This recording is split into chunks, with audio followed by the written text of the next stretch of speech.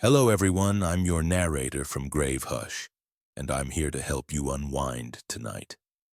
I know many of you use these stories to fall asleep. So before we begin, don't forget to like the video and subscribe to the channel. Also, where in the world are you listening from? And what time is it for you right now? Now get cozy, take a deep breath, let your body sink into the stillness. It's time to relax and let the story carry you into sleep. Our first story tonight. Let's begin. The room no one talks about. A true story, or so they say. Narrated in first-person length, approximately 5,000 words, ideal for YouTube. Part 1, The New Flat. I've never really believed in ghosts, or jinns, or anything paranormal. I always thought people made up stories because they needed to explain something they didn't understand.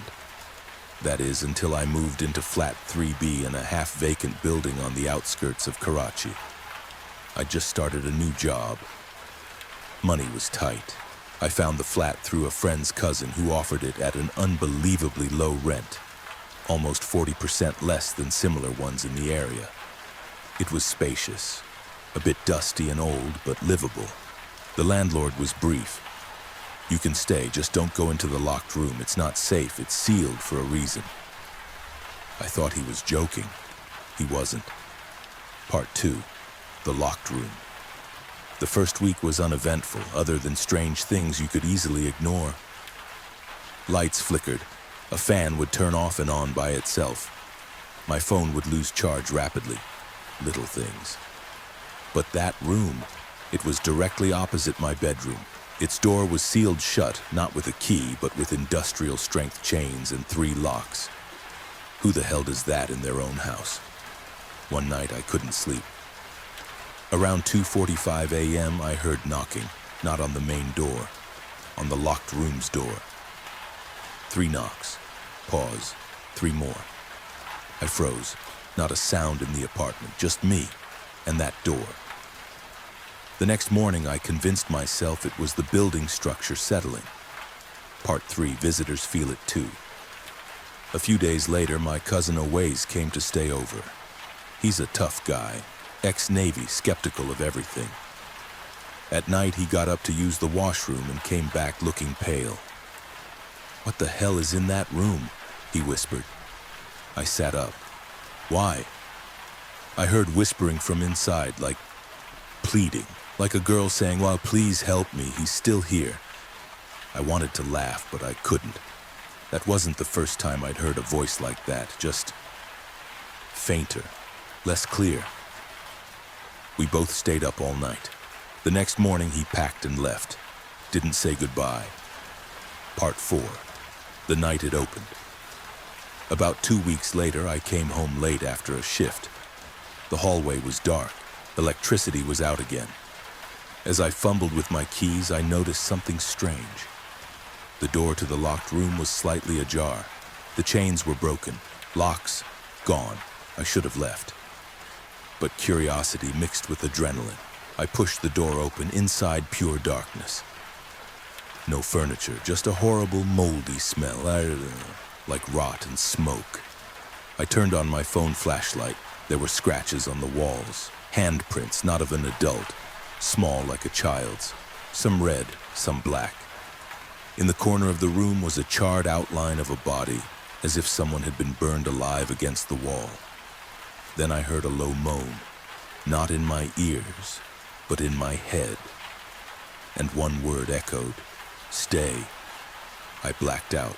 Part 5, the truth behind the room. I woke up the next morning in my bedroom, door locked. That room sealed again, as if nothing had happened. I couldn't take it anymore. I contacted the landlord, demanded answers. He came over reluctantly and told me everything. 10 years ago, a family lived in that flat, a husband, wife, and their young daughter. The man was abusive, violent. One night, he locked his wife and daughter in that room and set it on fire. Neighbors called police, but by the time they arrived, it was too late. The wife died instantly. The daughter was found in the hallway, burned but alive. whispering something no one could understand. She died in the hospital 2 days later. The man vanished, never found. Since then, every tenant reported strange things, voices, burn marks appearing on walls, sudden nosebleeds. One man jumped off the balcony. They sealed the room. But nothing ever stayed sealed for long. Part 6. The final night. I decided to leave, but the flat had other plans. On my last night there, I kept the Quran playing on YouTube as I packed. Around midnight, power cut off. My phone died, 83% to 0 in seconds, and then I saw her. A small girl around 7 years old, hair burnt on one side, no eyes, just black sockets, standing at the bedroom door. She lifted her hand and pointed at me. "Stay."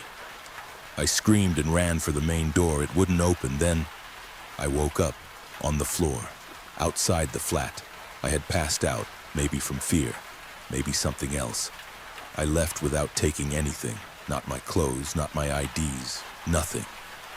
Epilogue. Believe what you want. That building still stands. Flat 3B is still vacant. I went back once just to see. The chains are back on the room, heavier now. But some nights, if you're nearby and the wind is right, you'll hear knocking. Or whispers. And a girl saying, "Please, help me, he's still here." Believe what you want. But I sleep with the lights on now. And I never ignore locked doors. Story 1 ends here. Now, let's begin story 2. I think the sun is hurting people. Alright, I just need to say first and foremost, I am Caucasian, so I am susceptible to sunburns. In addition to that, I suffer from photodermatitis, an offset of contact dermatitis in which sun exposure activates the allergens in my skin. All that being said, I still can't explain what happened to the sun. It started just hours earlier. The family had just gotten home from a trip out to the beach. I had elected to stay in my room and play video games during that time for obvious reasons. Dad and Jamie were fine, but Mom had a wicked sunburn that spread from her left shoulder down to her lower back. As Dad looked over her, he noticed a few things. "Jesus, Susan. Looks like a 3rd or 4th degree burn. I think we ought to take you to the doctors." My mother insisted she was fine, but that turned out to be a lie a few hours later. She had gone to rest in her room, and us guys could hear her moaning and crying out in pain. My dad wasn't going to sit by and let it happen. "You guys go in your rooms. I'm taking her to the doctors, whether she wants to go or not. Those burns are bad." So into our rooms we went. I had plenty to do in ways of entertainment. I wasn't sure about Jamie, but his intentions were made clear when he knocked on my door. "Hey, Sam, you got 2 controllers, yeah? Think we could play something together?" "Sure." And so for the next few hours, we played whatever games we felt like. It was a Friday, and also summer, so we didn't really care about having a bedtime. The call came at 10:47. It was Dad. My phone buzzed, and I immediately answered. "Dad, what's going on? Is Mo—" "Put him on speakerphone, Sam." "Okay." Dad was now able to communicate with the both of us. Boys, your mother, she isn't doing so well. What we thought was a 4th degree burn is looking more like one that doesn't exist. Not officially, anyways." Jamie spoke up first. Then what is it?" "It's not really an official term, but the doctor said it looked more like it might be closer to the severity of what would be a 5th degree burn." What does that mean?" I asked. I could feel the nervousness through the shaking in my voice. "Well, we did some tests," he said, taking a break so he could continue talking without any issues. "It looks like the burn didn't stop at just the bone." Jamie and I looked at each other. I spoke first. The hell does that mean?" "It means," he said, cutting himself off before finally speaking again. "It means that it somehow reached the marrow of her bones. The sunburn is affecting her bone marrow. We had to take a second. Whatever sun exposure Mom had experienced was so extreme that it not only burned her down to the bone, but it burned her on a level that isn't medically classified. I had to ask, how does it look? My dad only had 2 words to say. It's bad. He didn't end up telling me the details until later. I heard an agonized scream from the other end, and it wasn't hard to connect the dots. Hey, I think I'm gonna let you go now. Jamie and I, we can take care of ourselves. Don't worry about us. Okay, you boys just stay inside, especially you, Sam. I'll check in with you guys in a few hours. God, I think I'm starting to develop a sunburn too, shit. And with that, he hung up. Jamie turned to me. Dude, what the hell is happening to Mom? I don't know, man. It's not normal, though. Burned inside the bones. I don't think... That's not normal. No, it isn't. I think we just have to wait and see what happens with Mom and Dad. Yeah, he replied. I noticed a hint of nervousness in his voice. Something wrong? I asked. He exploded. Yes, I was out there with them. I went out into the goddamn sun, Sam. I was exposed to it. Now, I'll say I wasn't exposed nearly as much as Mom was, but still. I think we should check me for any signs of sunburns, please.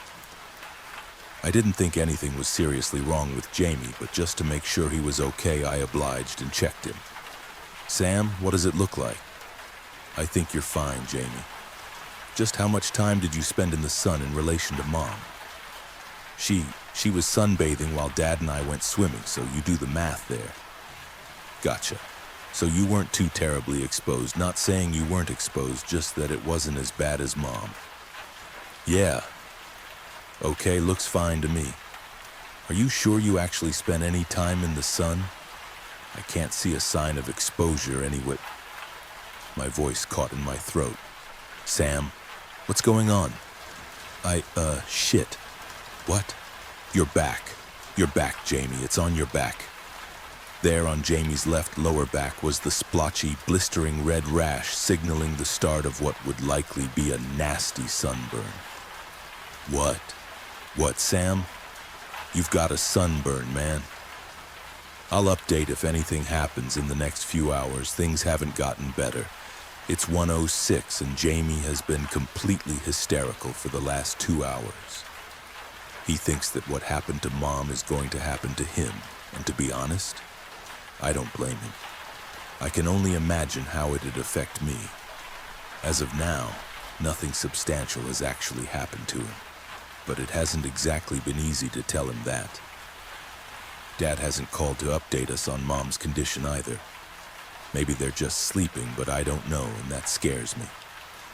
Every time I try to call, it goes straight to voicemail, so I left him one. Voicemail 1. Hey Dad, Jamie and I are doing okay. It looks like he's got a bit of a sunburn like Mom, but it isn't nearly as bad as hers. We're managing, but I need to know. Is Mom okay? Call back as soon as you can, please. I left that at 12:48. Jamie is still freaking out, but I told him it was going to be fine. I have not told him that Dad hasn't called or texted at all. I keep hoping for the best for Mom, but something is making me feel like that isn't going to happen. I'm scared for her because Jamie's sunburn is starting to get worse. He says that it hurts badly and he can feel it inching beneath the skin. I'm not sure what to do, honestly. I'm not a doctor and I don't know anyone who is. Also, something weird is happening. It's 1 in the morning, but the sun is starting to rise. I'm getting really scared now, and I don't know what's happening.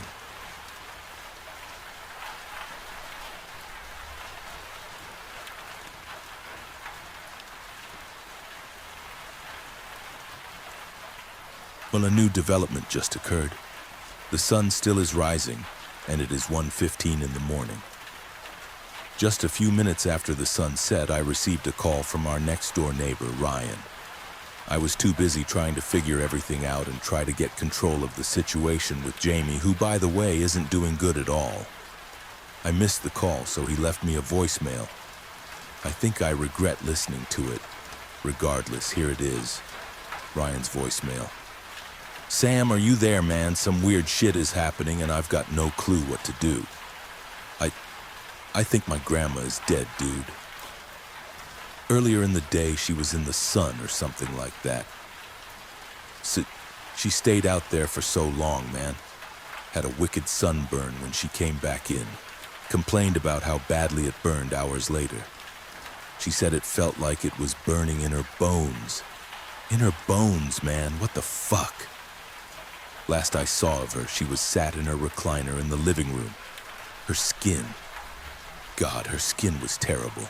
It was splotchy in some spots, littered with blisters in others, and Ryan struggled to talk here as he began to dry heave.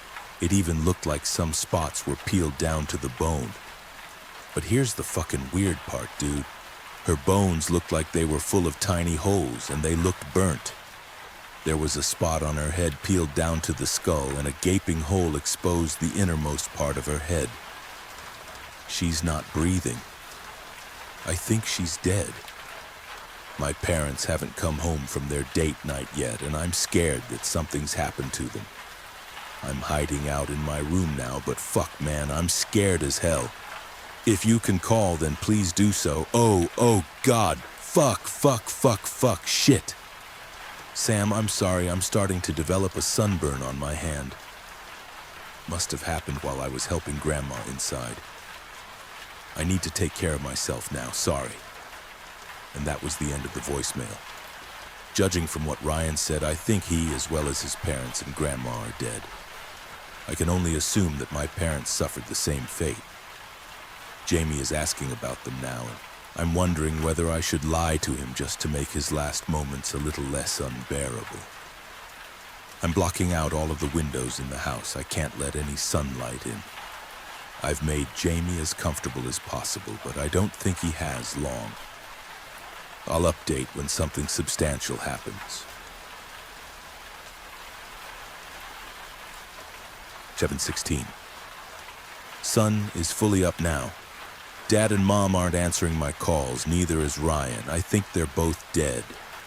Jamie, God, it's horrible. Last I checked on him, the entire left half of his face was so badly burnt that it had peeled down to the bone, marrow leaking out of the tiny holes in his skull. I think he's dead.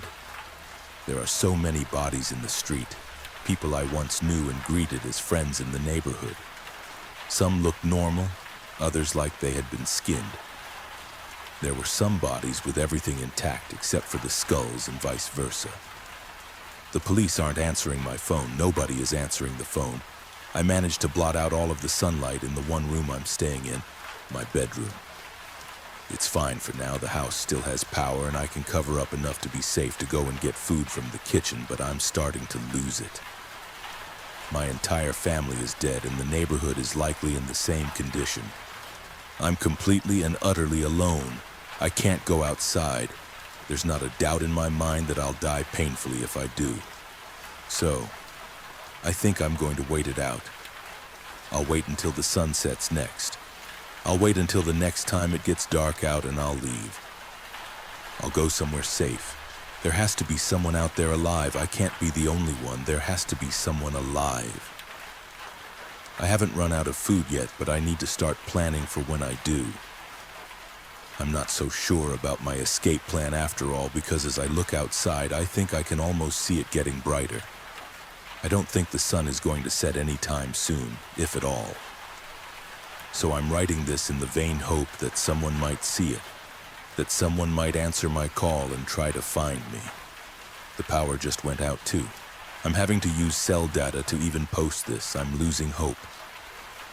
I'm going to have to go out soon. The food in the house is going to go bad. Please, if anyone is listening, this help.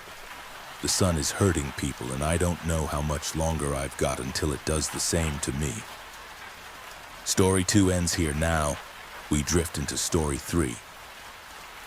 I'm finding out what happened to the friend I haven't seen since high school. For pretty much as long as I can remember, I've had insomnia. I remember being a little kid, like 4 or 5, and sitting up in the middle of the night listening to my little cassette radio. As I got older, that became routine for me. I would lay awake for an hour or two long enough to know sleep wasn't coming anytime soon. Then I would get up and look for something quiet to do. Sometimes I would listen to a cassette tape. Sometimes I would read. Sometimes I would play with my toys. I preferred to read typically, or listen to tapes, and usually around 3 or 4 in the morning I would finally drift off to sleep, then wake up a few hours later to go to work, or school when I was younger. As I got older, I tried all sorts of things to sleep.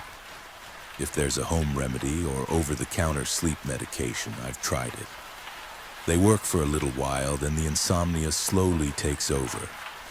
I've tried most of the ones that have to be prescribed too, and while they come with worse side effects, they end up the same way as the other remedies. First, it's just lying in bed with my eyes closed for longer than usual. Then it's tossing and turning for a while before sleep finally comes for me. Then within a few days or weeks, I'm back to staring at my dark ceiling, wishing sleep would come for me. I've tried rotating the remedies and medications. One night of chamomile tea, one night of melatonin supplements, one night with Benadryl. Hello, Hat Man. But even that doesn't work, or doesn't work very well, or doesn't work for very long. The only thing that has ever worked consistently is the, devil's lettuce, and I prefer not to overuse that one, so on nights before a big meeting or project at work, I smoke a little and pass out nice and early. But the rest of the time, I'm staring at my ceiling, reading a book, listening to a podcast, or playing around on my phone. And yes, I've tried putting my phone in another room an hour before bedtime. That doesn't help either. If there's a remedy for insomnia, I've tried it. And if some shaman in the mountains or wherever says they found a new one, I try it. So when I got an email from my high school best friend's old email address saying they had found the cure for insomnia, of course I went to meet up with her in an empty parking lot at midnight to get this miracle cure. I'm stupid, okay? Sue me. To be fair, I haven't seen this person in quite a while, but we were best friends for like 8 years before we fell out of touch. She knew all about my insomnia. It actually made a lot of sense that she would reach out to me after finding a miracle cure. People say desperation is the most dangerous emotion, and after a lifetime of being desperate for a good night's sleep, I can agree with that. So I get to this parking lot. It used to be a Borders bookstore back in the olden days, and right there is my old best friend in the same car she drove in high school. I'll admit that seemed weird to me, but hey, maybe she just really loved that car, right?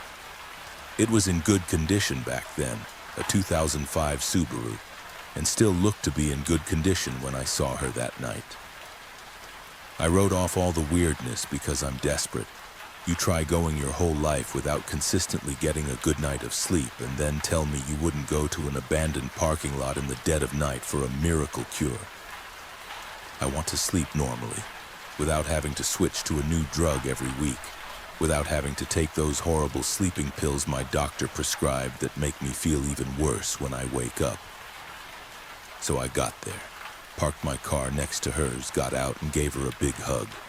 She had gotten married sometime in the last 20 years and showed me her ring, then talked about her wife. I'd had a little crush on her our freshman year, and she hadn't come out as gay in high school, so that was a bit of a surprise in that, oh wow, people are more complicated than you realize kind of a way. I told her what I've been up to since high school, working as an electrician and picking up a bunch of hobbies to keep myself entertained on sleepless nights. When I brought that up, she grinned and said, "Come here. You have no idea how great this is going to be." She opened her trunk, and sitting there in the middle was a medium-sized flower pot. There was a plant growing in it, and I could see the beginning of flower buds that were just starting to unfold. I stared at her, shock and probably a bit of betrayal on my face, and said, "Amy, that's a plant, just a flower from the looks of it. If you're going to tell me to make tea, I've tried every single sleep tea that exists." She nodded excitedly, totally skipping my frustration. "Not just any plant, James. That's a variation of the moonflower. It's been crossbred with a blue pea butterfly flower. You probably don't care about all the scientific bits and pieces, but basically this is going to make you sleep and forget you ever had insomnia. I stared at her again, trying to find the words to explain my disappointment. Finally, I said, how?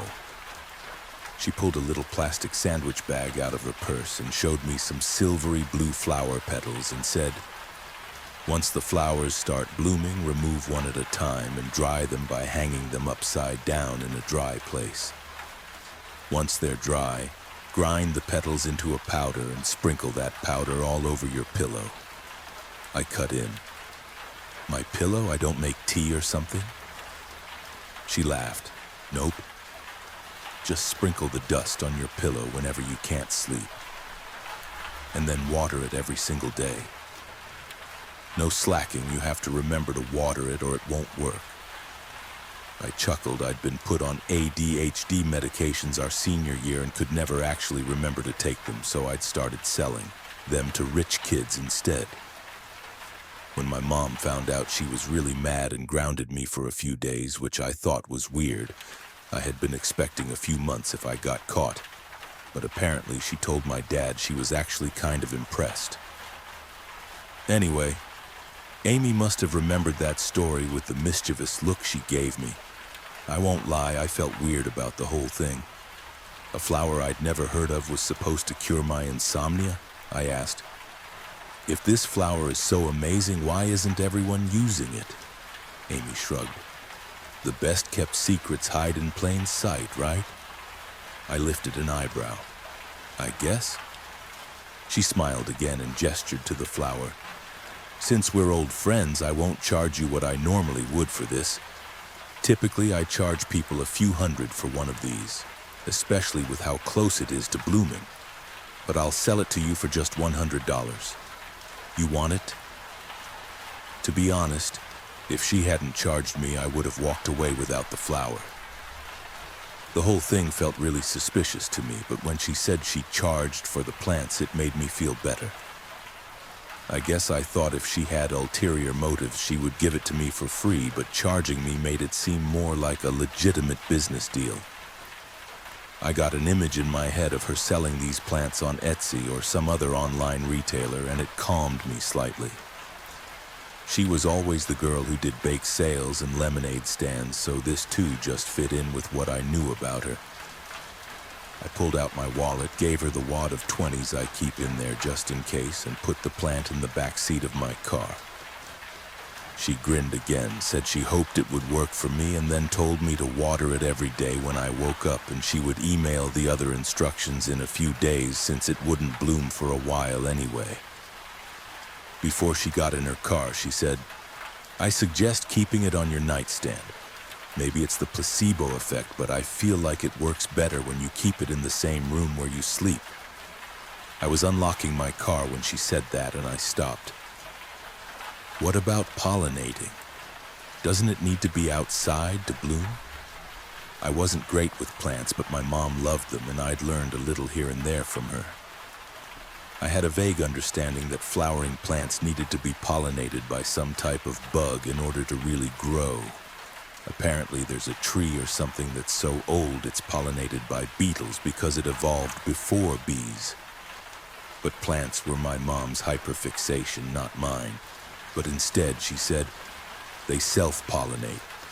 Again, I won't bore you with the specifics, but trust me, I know what I'm talking about. I've been working with this plant for a long time now. So I did. I trusted her and I took the plant home with me. I set it on my nightstand, watered it, and laid down. Obviously, I didn't notice any changes right away. I watered the plant faithfully, watching the slow progress it made as it climbed steadily towards my ceiling. I found myself fascinated by the plant, watching it when I couldn't sleep, entranced by the way it slowly wound and curved its way up. There were a few times where I found myself thinking that at least I had something new to do while I was lying awake, even if this silly plant never helped me sleep. Finally, after I think a few weeks or maybe a month or two, I wasn't paying super close attention, I got my first bloom. To be honest, I didn't want to pluck it. It was like a combination between a crocus, an iris, and a magnolia blossom. The petals were silver at the center of the plant, stretching out into a midnight blue that took my breath away, and they almost seemed to sigh out of the plant like a puff of mist on a clear winter night. I was afraid if I got too close, if I so much as breathed on it too hard, it would disappear. I hesitated to pluck it for a few days, but I finally gave in. I had been looking up the proper way to dry and store herbs, and I had ordered a little enclosed rack just for that purpose.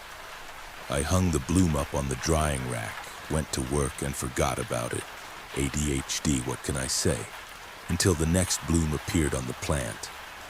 When the next bloom unfurled, I remembered I had one drying and ran into my kitchen. There it was, dry and ready to be used. I rubbed one of the dried petals between my hands over top of my pillow until a fine blue dust slowly shimmered into existence on the white pillowcase. It was only 8 at that point, so I got up, did some chores, and went back after a few hours. Shortly after 10, I laid down and nothing. I laid down. There was no magical sensation of sleep, no sudden drowsiness. I was just laying on my pillow. And then it was morning. I don't remember falling asleep. I don't remember dreaming. It was like all the time from 10 p.m. to 7 a.m. was just snipped away. In some ways, it was really nice. Better than laying awake all night wishing for sleep anyway. I can't say I felt particularly rested that first night. More disoriented than anything else, but I'm pretty used to that feeling, so I went about my day as normal. When I got home from work that afternoon, I remembered Amy and pulled up my phone to email her so I could let her know it seemed to be working so far, but I couldn't find her email. I figured I must have deleted it without meaning to, so I looked her up on Facebook, but she wasn't there. That wasn't too weird. A lot of people I know have started getting away from Facebook, so I looked her up on Instagram but still couldn't find her. I barely slept that night, not because of my insomnia, but because I was trying so hard to find Amy and I just couldn't. Google searches didn't return anything. I couldn't find her in any city or state databases. I couldn't even find any references to her on the website for our high school. They do this time machine thing where you can look people up. Actually, super cool. It was like Amy never existed. I don't remember getting in bed, but I woke up in time for my first alarm, snuggled down under the covers. I got up and started getting ready for work, resolving to myself that I would find my old yearbook and locate Amy somehow. But by the time I got to work, I had completely forgotten about my search. When I got home that night, I remembered briefly, but I was so tired, all I wanted to do was lay down. I went to my couch first, played on my phone and read for a bit, then drifted to my bed. I laid down, but sleep refused to come as I tossed and turned. After an hour, I broke, got up and retrieved one of the petals from my kitchen, then crumbled it onto my pillow. I drifted off while staring at the plant and had a single dream. In my dream, I was trying to water the plant. I would fill a pitcher with water, but when I tried to empty the water onto the plant, something else would come out instead. Sometimes it was more dirt. Sometimes it was a different liquid. Sometimes it was nothing at all. When I woke up in the morning, I felt disoriented again, but slightly more rested than usual. I didn't have to work, so I stayed in bed for a little while and relaxed. After a bit, I remembered my abandoned search and hurled myself out of bed to run to my garage. I dug through box after box until I finally had all 4 of my high school yearbooks. I flipped through them all looking for Amy, and in every single one, I found her. Crisis I made up in my head averted. I packed the boxes back up and went on about my day. As I've said before, I'm not a smart man. I should have listened to my gut instinct. I went about my life normally, taking care of the plant, I named him Charlie, a normal part of my day. I would wake up, dump the remnants of my glass of water into the soil, pluck new blooms and hang them up to dry, then go on with my day. At night, I would sprinkle the powder onto my pillow, lay down, and wake up in the morning. I finally felt like a normal person. It may sound weird, but I know my fellow insomniacs will get me. I've always envied people who can just lay down and sleep. And I don't just mean people who say they're out as soon as they hit the pillow. I mean I envy every single person who regularly gets a good night's sleep without the use of drugs. And for the first time in my life, I finally knew what that felt like, which is why I ignored all the red flags. Now, some of the red flags are obvious to you, I'm sure. Bought a plant out of the back of a Subaru in a parking lot late at night from someone I hadn't seen in almost 20 years. Didn't do any research, etc. But there are others I should probably tell you about too. Like the fact that most of my dreams seem to revolve around Charlie. That's weird, right? Pretty much every night I would dream about something to do with Charlie. I ignored it. I figured my subconscious was so excited to finally be getting regular sleep that it was hyper-fixated on what was causing it. Then there was the fact that sometimes I would just wake up in my bed without ever remembering getting in bed in the first place. When that happened, I usually couldn't remember any dreams either, and to be honest, it made me feel a lot better about getting in bed at a reasonable time every night. Then there were the dreams. I don't know how to explain this, but they were addictive. On the nights when I did dream, it would always start out being about Charlie. Then it would move on into some other subject matter. The dreams were vivid, vibrant. They almost felt more real than the real world. I would wake up some mornings in tears because I had to leave whatever incredible world my subconscious had been in. I had a few weeks where I was getting the best sleep of my life, having the most amazing dreams and feeling rested every single day. Any weirdness surrounding the flower was easy to forget about, especially in comparison to how nice it was to finally be sleeping. Then one day I forgot to give Charlie water. Based on what Amy had said, I had assumed the plant would wither or stop producing flowers if I failed to water it. But when I woke up the next day, a cold sense of dread in my gut as I remembered that Charlie hadn't been watered the day before, I was relieved to see that Charlie was perfectly fine. I apologized, gave him an extra helping of water, and grabbed my phone from the nightstand. It was 5 p.m. I flung myself out of bed as if moving fast enough would let me make it to work on time 9 hours ago, then stood in my bedroom feeling confused and a little scared. I've never slept for more than 8 or 10 hours, and I've certainly never slept for almost 20 hours before. After a few minutes of confused standing, I grabbed my phone again and called my boss. I told him I was sick and had accidentally overslept. I blamed new medication, and I think he probably bought it. He gave me a warning, told me not to let it happen again, and that was it. But the whole experience didn't just rattle me, I was oddly terrified. I went back to my old yearbook, found Amy again, and looked up just her last name. This time I actually found something useful, her mom's Facebook. I sent a message saying I knew her daughter in high school and wanted to ask her something. Left my phone number and said if she was comfortable talking with me to give me a call. I didn't really want to go back to sleep that night. I didn't trust sleep as much anymore, so I spent most of the night playing video games before crashing on my couch. I got a normal, fitful sleep that left me feeling tired and groggy in the morning. Perfect. Just how I like it. After 3 days of couch sleeping, I finally got a call from Amy's mom, Meredith. I didn't recognize the number at first and answered expecting just a regular spam call. The woman on the other end said, "Is this James, Amy's friend?" I grinned. I had finally made some progress.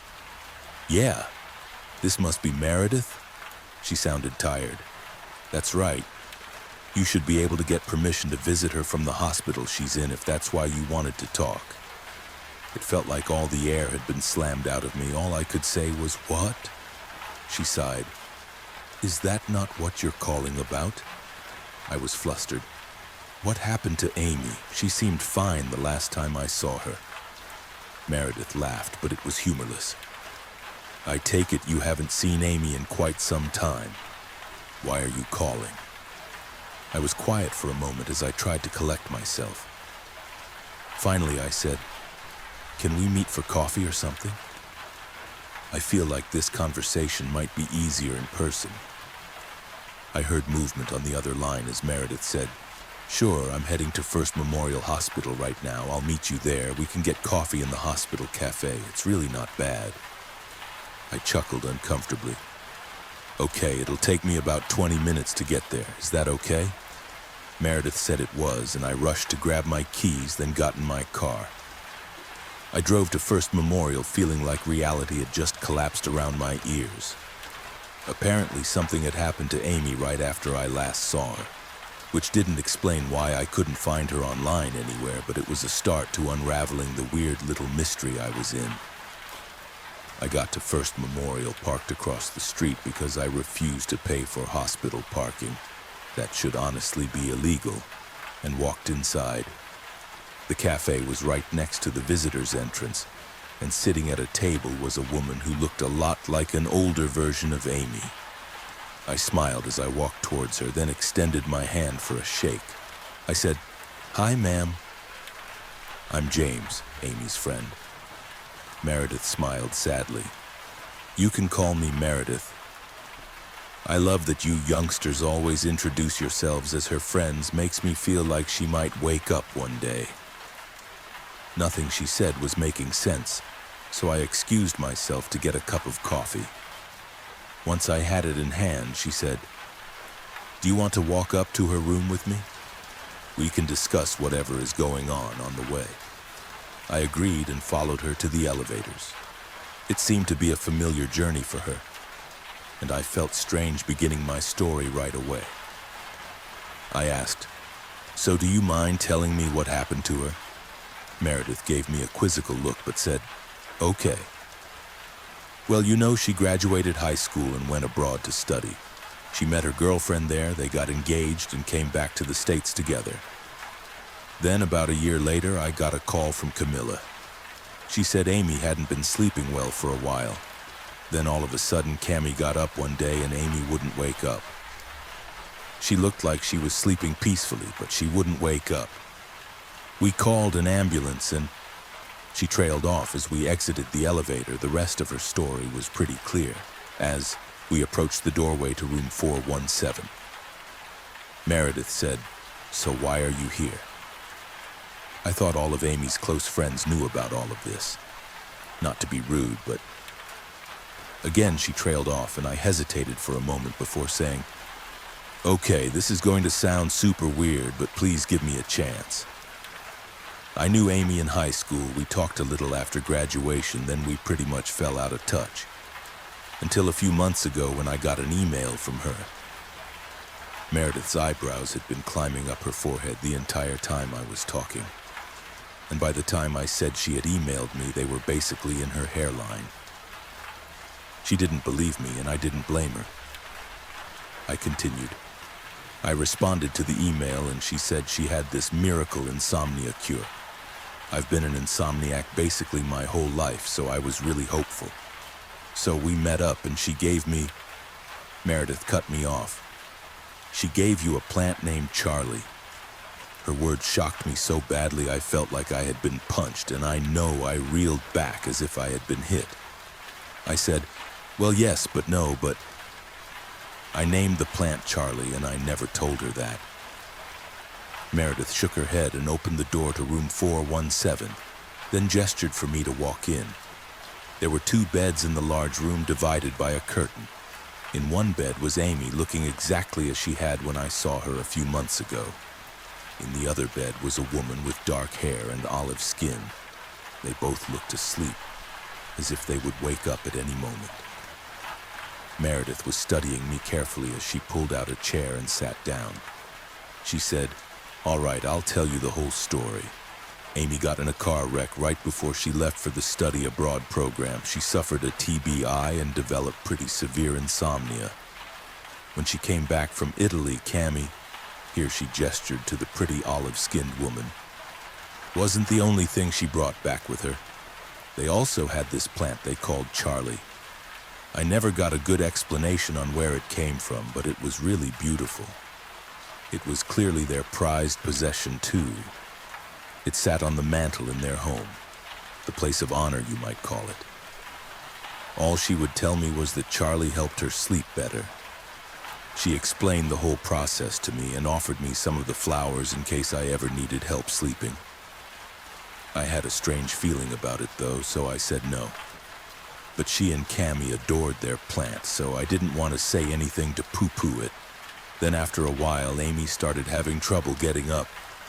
She was sleeping longer. She and Cammy were fighting a lot, so I thought she was just depressed. I wrote it off as normal. I didn't. Meredith sniffled. There was clearly still a lot of regret there. She went on. Then I got that call from Cammy. She kept saying something about Amy not doing it right. She kept talking about Charlie, but I didn't understand what she was talking about, so I didn't really absorb it. Amy was in the hospital in a coma for 2 months before Cammy joined her. I don't know what happened. We cleared out their home and sold it when doctors said they didn't think the two of them would wake up anytime soon. I didn't see the plant and I didn't even think about it. Until now. At some point during her story, I had collapsed into the chair next to her and I was just staring at Amy and the other woman. Finally, I managed to say, Amy didn't come out in high school. Meredith shook her head. Right, she came out to me while she was abroad. I think she was scared to come out until she really knew for sure. I took a deep breath. I never knew she was gay, but when I saw her a few weeks ago, she told me she had gotten married. I don't remember her saying what her wife's name was, but she told me she was married to a woman she had met in college. Meredith leaned towards me. Her voice came out in a scared whisper. I dream about her all the time. Dreams where she's holding Charlie and begging me to take him. She tells me how much she and Cammy miss me and she begs me to join her. Tears were forming in her eyes. The dreams had clearly been very hard on her. She grabbed my wrist and I was shocked by how strong her grip was. She studied my eyes intensely. The dream stopped in September. Something in my chest, some little shred of hope that this was all just craziness with a reasonable explanation, melted into a pool of terror.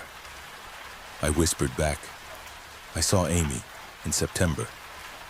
Meredith nodded sadly. I can't help you, James, I'm sorry. I sagged back against my chair. You don't have any ideas that could help? Any information I might find useful? Meredith shook her head, a resolute calm turning her face to stone. No, I'm sorry. I need you to leave now. I can't have another person on my conscience. I wish you all the best, James. I left the hospital feeling like someone had just popped my birthday balloon. I felt like I now understood just enough to understand that this was insane and I have no idea what's going on. I wish I had a better resolution, but I don't. I'm still watering Charlie faithfully every day, still dreaming about him when I use the petals, but I feel trapped. I can't sleep at all when I don't use the flower, but when I do use it, I'm sleeping longer and longer each time. I hope I'm wrong, but I think I'll be joining Cammy and Amy before too long. Story 3 ends here. Now, listen closely to Story 4. Istidilum.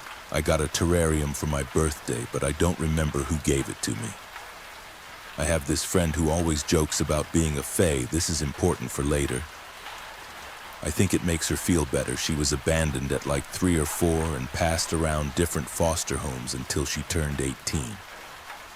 So for as long as I've known her, she's called herself a changeling. Like I said, I think it makes her feel better to say she's a changeling than to wonder why so many people abandoned her.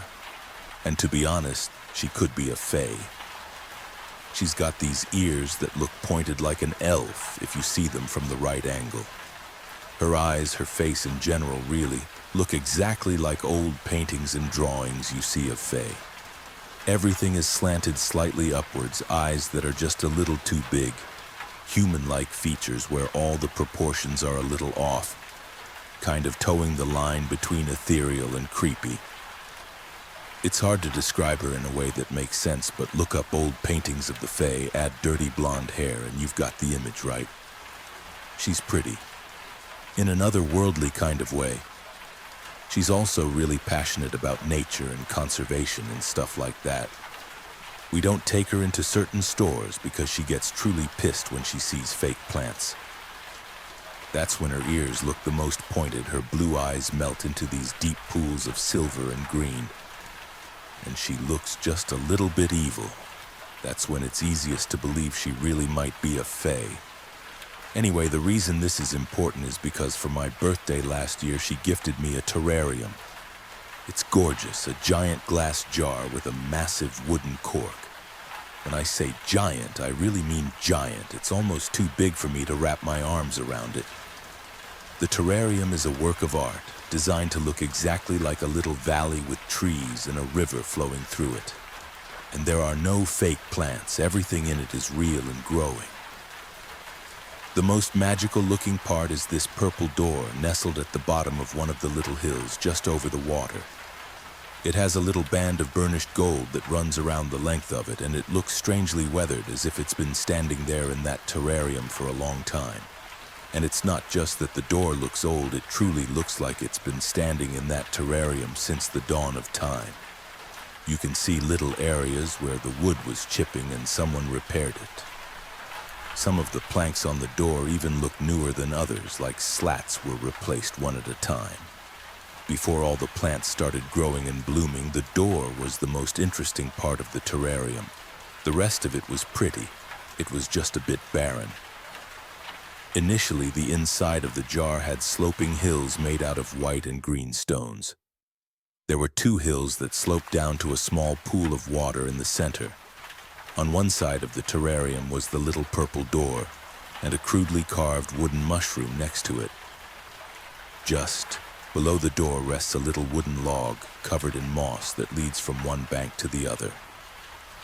When I first got it, there were a few scraggly little ferns growing on the edge of the rocks near the top of the jar, and some patches of moss on the otherwise barren rocks.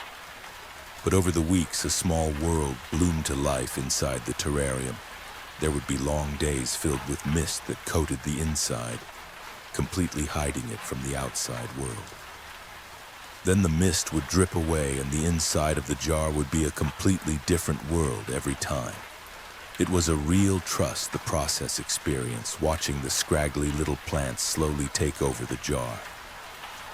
But after a few short months, it became a tiny ecosystem. The moss had stretched across the rocks, creating a decadent green slope that ran the length of the jar, dipping up and down, and eventually dropping off into the water. The water turned a rich blue like the deepest river, and in the center of the pool, where there had originally just been this strange little ball, now a water lily is growing. When she first gave it to me, I thought the door had green ivy painted on it, but as I studied it each day, my face pressed against the glass like a child gazing through the window of a candy store, I realized it had real tiny ivy growing on it. The ivy still baffles me. I can't tell where it's growing from. It's just there. She gave it to me at my bowling alley birthday party, and I had to run the beautiful terrarium out to my car in the middle of my party because I was so worried someone would shatter it or steal it. I sweated over it all night. Every time I bowled, I felt the cold hand of dread tightening my muscles as I worried over the special gift. She might have planned all that just so she could beat me at bowling. When I finally got the gift home, I carried it gently inside, careful to not bump anything out of place, and placed it in my bedroom on the desk that faces my bed. I put a lamp over it so I would be able to see it better while I worked on my projects, snapped a picture and sent it to her. As I got in bed that night, I was certain I heard the distant sound of laughter, carried on some wind I couldn't feel across a very long distance. But that didn't make any sense, so I ignored it. I fell asleep and woke up the next morning feeling as if I had barely closed my eyes. I stumbled through the day thinking only about the beautiful terrarium that I couldn't wait to study further when I got home from work. The day moved slowly. I worried that I would get in trouble for spacing out, but I managed to get home without getting snapped at too many times. I finally stumbled through the door and sat reverently in front of the glass container. That was how most of my days went for the first month or two. Then I guess I got used to having it around and it stopped consuming my thoughts so much. I would still sit in front of it each night when I got home and take a look each morning before I left. But as the weeks wore on, the terrarium became slightly less of an obsession and more of a prized pet. I showed it off constantly to anyone who was willing to step foot in my apartment. I regaled them with stories about every little change, from the progression the lily was making, to how much the moss on the log had grown since I got it. Over time, and after I had shown the terrarium to everyone who would look at it, I stopped talking about it quite so much. But I continued to study it carefully. One morning, after a strange night of scattered dreams and vague uneasiness, I woke to find that the door had been scraped open very slightly. There was a small scar in the moss that blanketed the floor beneath the door, showing that the door had clearly been creaked open and back shut. I stared in amazement for so long I wound up being late for work, but it was clear that the little door in the hillside had been moved open as if it rested on hinges and then back shut. It was all I could think about all day.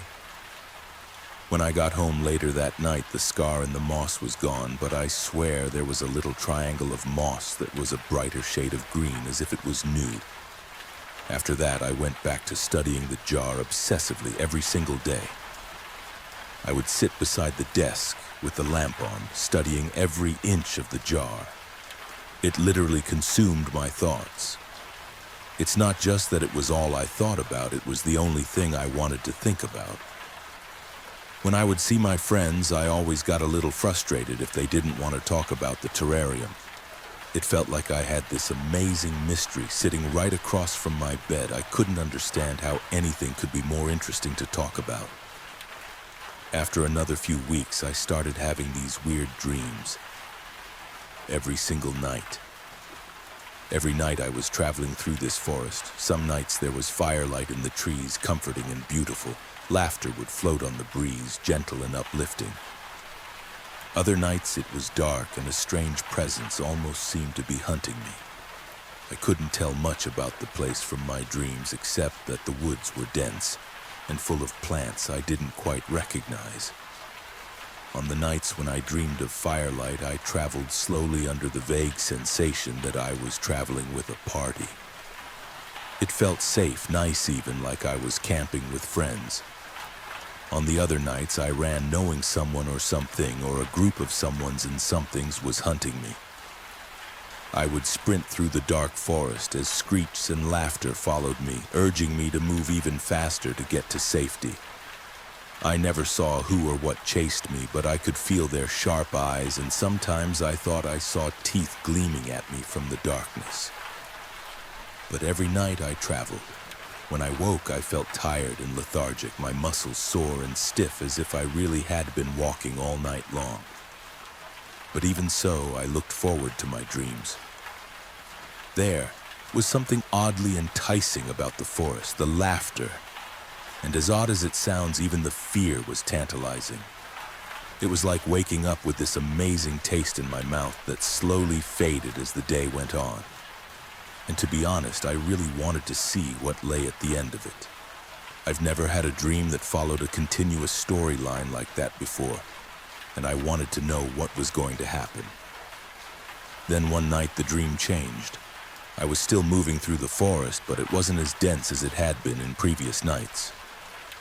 There was a more clear path in front of me, and soft daylight was pouring in through the branches of the trees. I walked slowly, reverently, as if I was in a sacred space until I came to a strange door. It was green and covered in small purple ivy that wove across the door in mesmerizing patterns. I stood in front of the door as if frozen, until a lilting, laughing voice from behind me said, "Open it," and I woke up. There was that cold hand of dread again, tracing familiar patterns up and down my spine as I lay in bed. Something felt off. Suddenly, after weeks of not worrying about it, I felt like there was some kind of malicious energy in my dreams. It had clearly been leading me somewhere, and I wasn't sure if I was okay with that. I know this is going to sound strange, but I was scared to go to sleep again after that. All day I felt cold dread gently running up and down my back, reminding me what waited for me after work.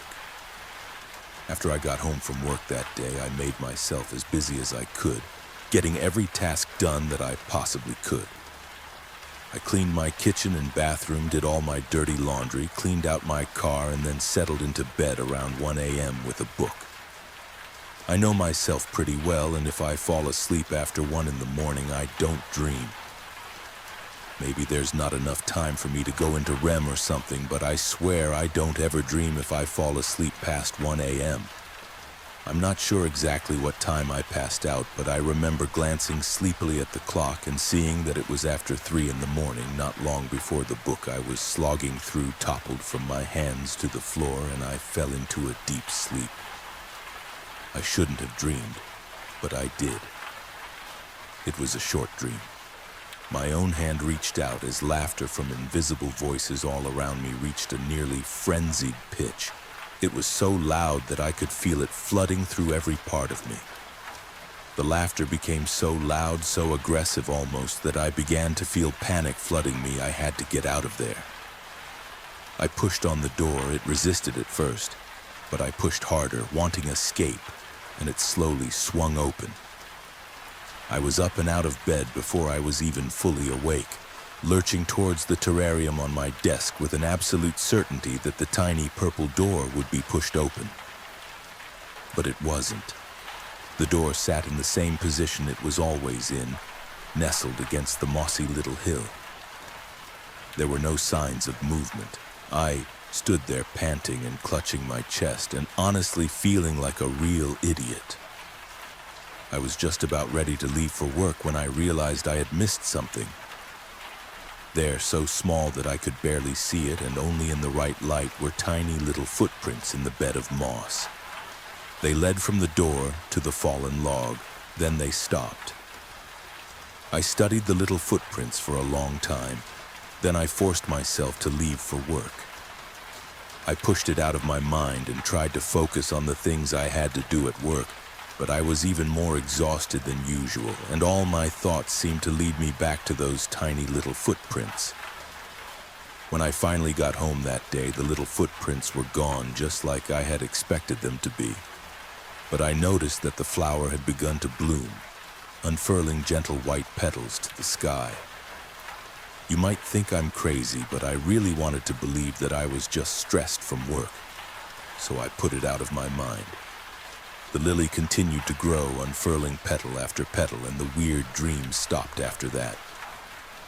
The terrarium became just another thing in my house, a very cool thing to be fair, but just another thing.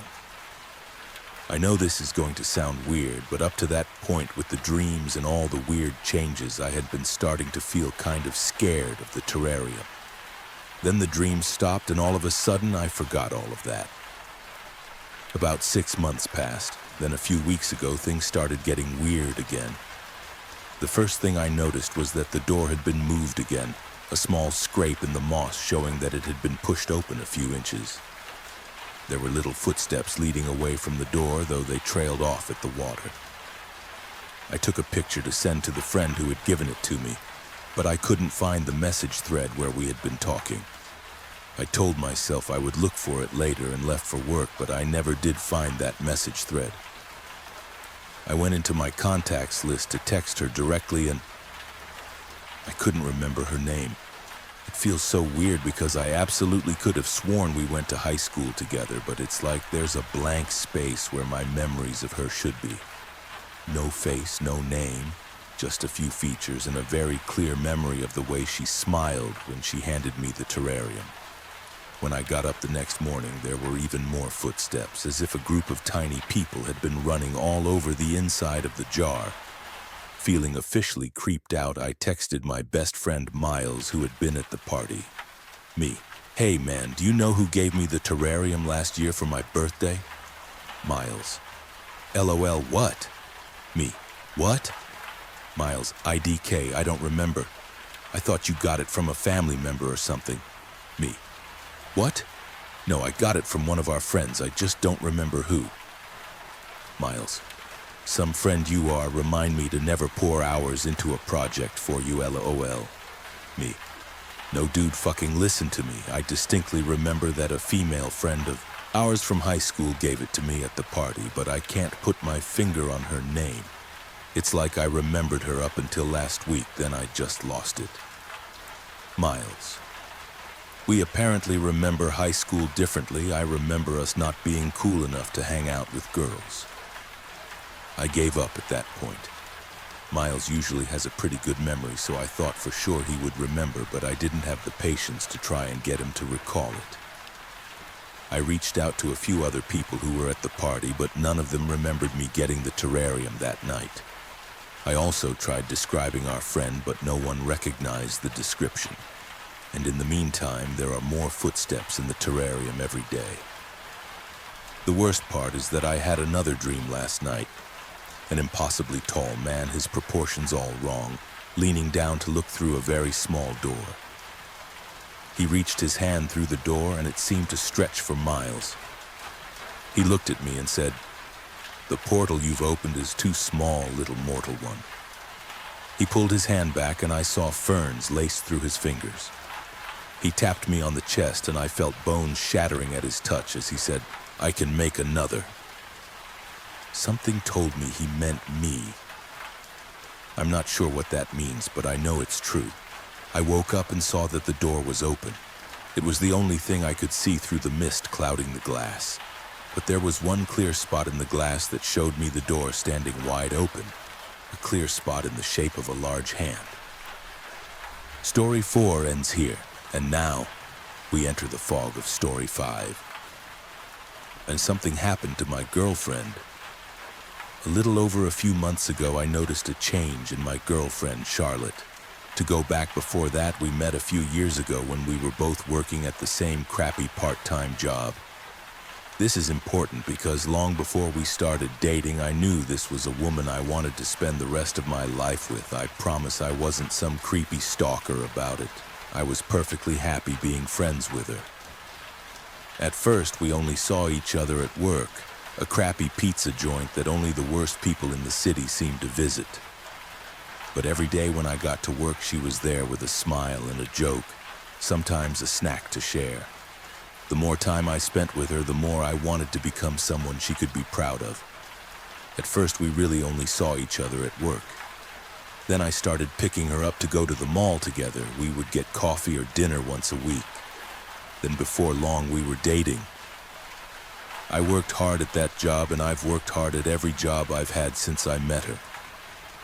She really makes me a better person, and that's not just a tangent about how much I love her. She's such a wonderful person that everyone around her just kind of improves by default. I say that because I need you to know it for what I'm about to tell you next.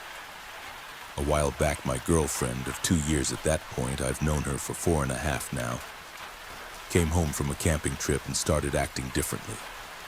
At first, it was little stuff. She totally lost her appetite for a while and didn't seem to want to eat anything.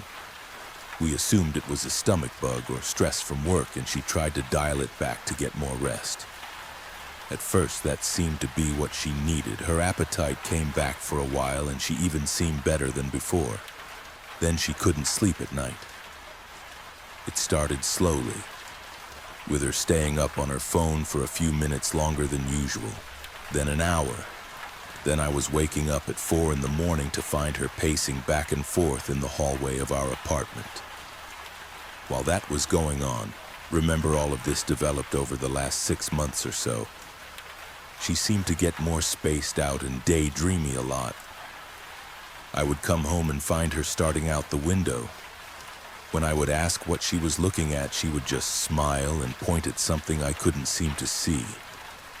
Other times, I would wake up in the middle of the night to find her staring at a wall or just standing in a doorway not doing anything. Every time I talked to her about it, she promised me it was nothing, or that she would go see her doctor if it went on. I wanted to believe her as much as I wanted it to be nothing. After that, she started going out into the woods alone at night. It's not a big forest, maybe a quarter acre or so, and spread out across a few people's backyards. At first, I didn't really think much of it. Like everything else, it started small and escalated. She would go out for a quick 20-minute walk right at sunset. Then it was 30 minutes, then 45, then an hour. Before very long, I would be long asleep before I felt her creeping into bed next to me. Other than that, her behavior didn't change. Despite hardly eating or sleeping, she was still her kind and sweet self during the day. She was loving, thoughtful, and just as intelligent as ever. She also didn't seem to be going through a lot of physical changes. A little weight loss, which worried me, but she swore she felt okay. That's really why I didn't think about it too much. She wasn't acting too different from her usual self during the day, and if all she was battling was insomnia and nausea, then she could cope how she needed to. I think a part of me was worried about stressing her out even more by bothering her about all of it too much. So I sat by and waited. That was foolish of me in hindsight. But then again, we always tried to assume the best about each other. Then it got a lot harder to ignore. When I would kiss her in the morning, I could taste iron. Not overwhelmingly, but as if she'd had blood in her mouth a few hours before and rinsed her mouth out. And I don't mean blood from flossing, I mean I could taste it in her mouth as if her mouth had been full of blood just a few hours prior. I started finding packages in the trash for raw steak. Sure, she could have been cooking them without me knowing somehow. But there were so many of them. I couldn't understand how she was eating that much steak in a week, especially after her problems with nausea. That was when I finally started asking questions, but I was too afraid to press very hard. Instead, I kept pretending everything was normal. We kept going about our new routine, pretending nothing was wrong until the neighborhood pet started going missing. I couldn't take it anymore. I didn't care if she spent another mortgage on steak or even hunted down squirrels and whatnot, as long as that was making her happy. But she couldn't hurt people's precious pets. That wasn't like her, and it wasn't something I could let my girlfriend get away with either. I basically had no evidence it was her except the shift in her behavior at night and the occasional episode of spacing out. But something deep inside me knew. I waited up for her a few nights ago when she went on one of her nighttime strolls. When she got back around 4 in the morning, she had blood around her mouth. The strangest part, though, was that she looked different. Her eyes were wider, more oval-shaped than they're supposed to be. Her pupils were almost gray instead of black. I sat her down on the couch and asked what was going on. Slowly, her features seemed to shift back to normal, and as they did, her eyes welled up with tears. I pulled her into my arms and she cried while she told me what had been happening. She told me something happened after the camping trip. At least to the best of her knowledge, that's when the change occurred. She said it started pretty much the way I saw it for her too. She couldn't sleep, started eating a lot less, then the craving started. All she wanted was steak, and at first she was cooking it. Then she realized she wanted to eat it raw and started doing that. Then one night on her walk, she saw a wounded rabbit. It seemed like somebody's dog or cat had bit it and done fatal damage, but not been able to eat it. She ate the rabbit, and she said it was the most exhilarating, perfect experience she'd ever had.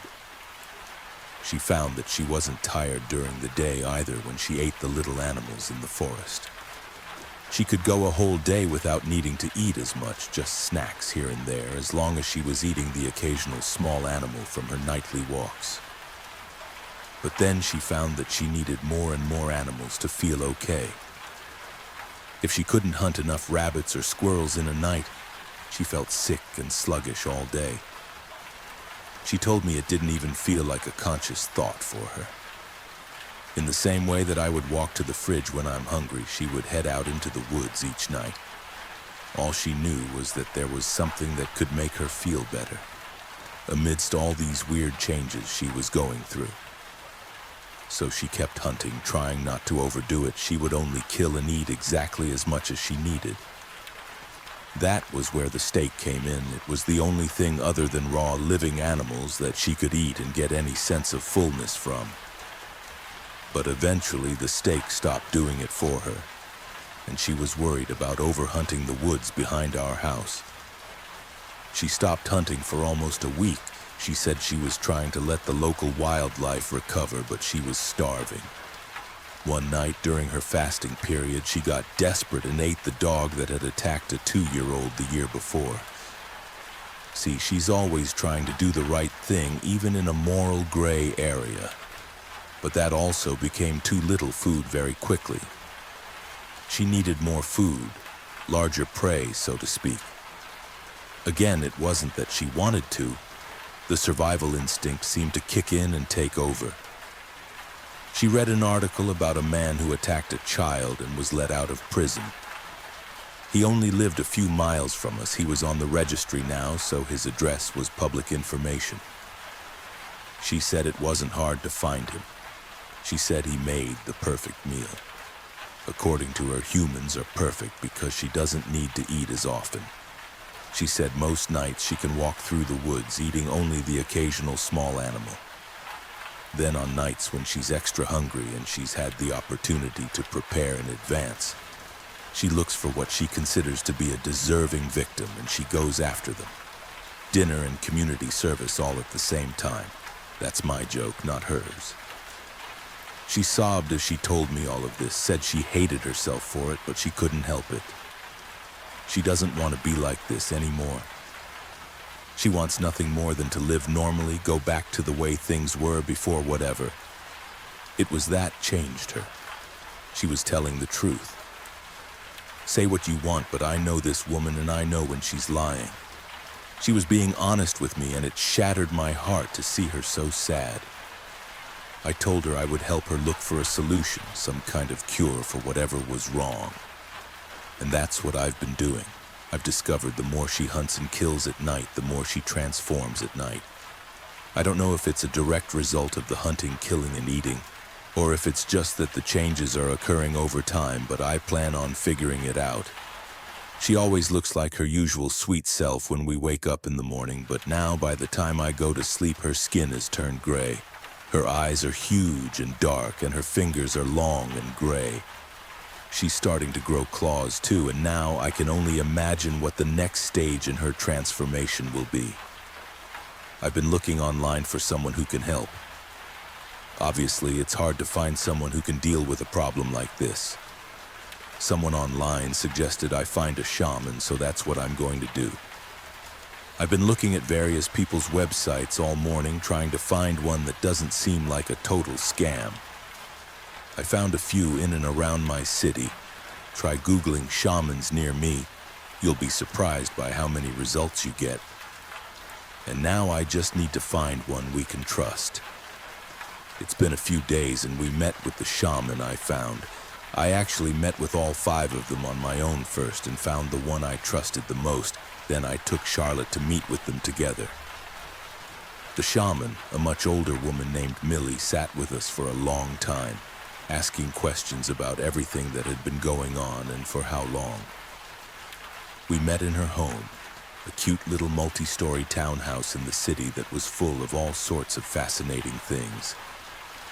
The mantel in the room the 3 of us sat in was quite literally overflowing with picture frames. Something told me the best gift you could possibly give Millie was a picture frame, and maybe a gift card to a store that sells picture frames. There were old black and white photos of her when she was young and gorgeous with a whole host of people. Some of the people appeared in the photos a lot, some of them only once or twice, but it was clear that everyone on the mantel was very near and dear to Millie's heart. The sitting room was also packed with various pieces of furniture that seemed linked to each other only by the fond memories they must have held for Millie. as every piece of furniture in that room was completely unique.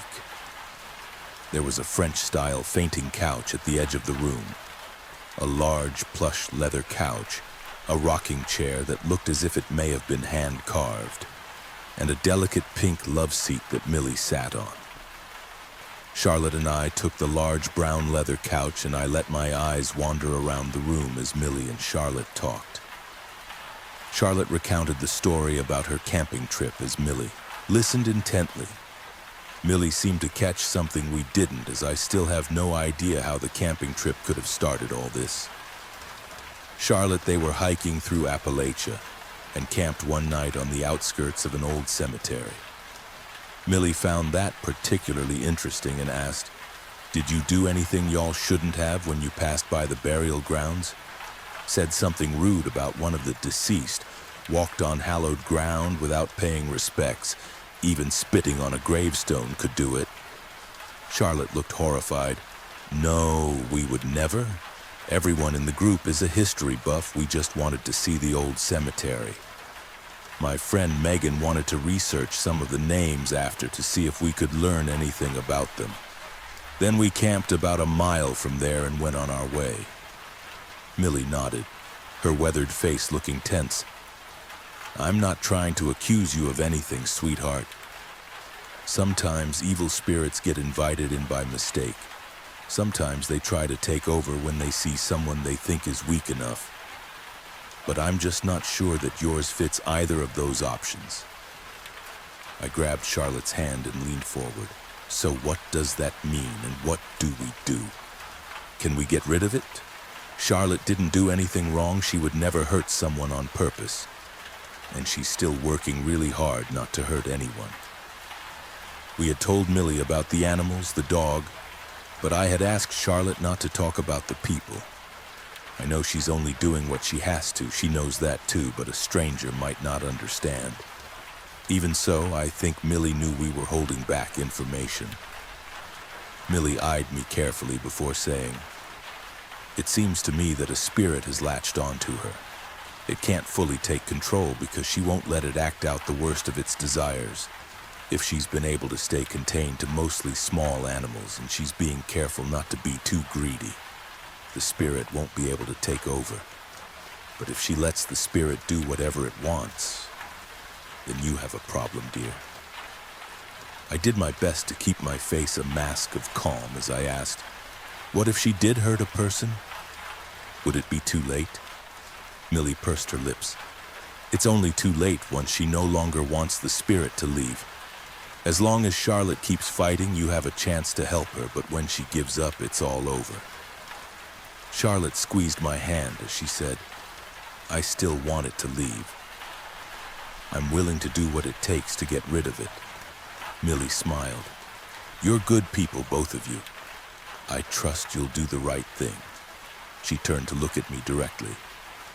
"I'll tell you what you have to do, but young man, it's your responsibility to be there for her through what comes next. You both have to be strong. You'll have to starve the spirit." I glanced over at Charlotte nervously. She looked as brave as ever, and I tried to find the same bravery inside of myself, but I was terrified. What if getting rid of this spirit killed Charlotte?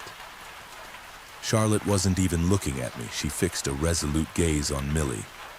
"Tell me how." Millie explained that it was really quite simple. All we would have to do is not let Charlotte hunt until it starved the spirit out. She could still eat people food, although Millie said the only thing she's allowed to eat raw is fruits and vegetables. Meat has to be cooked. She said Charlotte will probably go through periods of being really hungry and able to eat just fine. Then there will be periods where she won't eat at all unless we allow her to hunt. "Those are the moments where I have to be most cautious," Millie said. "I'll experience as much temptation as Charlotte does when I have to watch her suffer. Every day that goes by gets harder than the last. At first I thought I could handle it. Charlotte has always been a tough girl, but watching her go through this has been a nightmare. I've been cooking dinner for the two of us every night. Everything is fully cooked, and I've been trying to make sure she's eating as many nutrient-dense foods as possible, too. I know she's not eating as much as she should be, but every night when we sit down to dinner, she gives me this big, trembling smile. And I can tell she's eating as much as she can. I wake up every morning to see her looking tired and drawn. She tries to stay inside at night so she can avoid temptation, which means now I wake up most nights to a creature that bears a vague resemblance to my girlfriend, pacing at the foot of our bed. When my alarm goes off around 6, I wake up again to see her pale, almost haggard face smiling next to me. I don't know how she does it. Despite everything she's going through, she's still so happy and sweet. She sits next to me while I make dinner, chatting and reminding me how grateful she is for everything I'm doing for her. I keep reminding her it's for us, she's my future, so of course I'm going to take care of her. Lately, she's been asking me to stay awake at night just for a few hours because the cravings have been so strong. I called Millie again and asked her if this is normal, and she said it takes a long time to dislodge an evil spirit like this. She also reassured me that it's very clear that Charlotte isn't allowing the spirit to take over, which gives her a much better chance of being able to get rid of it. I don't know how much longer I can watch her suffer like this, though. She seems to be growing weaker every day, and I'm afraid she'll die before the evil spirit leaves. Charlotte is sick, really sick. She's been tossing and turning in bed with a fever for the last few days. I'm worried this is going to kill her. I'm going out tonight to find her something to eat. I'll make sure it's someone deserving. But I can't risk losing the love of my life. I would rather see everyone else fall at her hands than watch her die like this. She doesn't deserve that, and I don't think I do either. Story 5 ends here now. Settle in for story 6. I went camping in the desert and met something terrible. A few nights ago, I went camping with my cousin Theo and our friend Leilani. The three of us are all travel bloggers or journalists.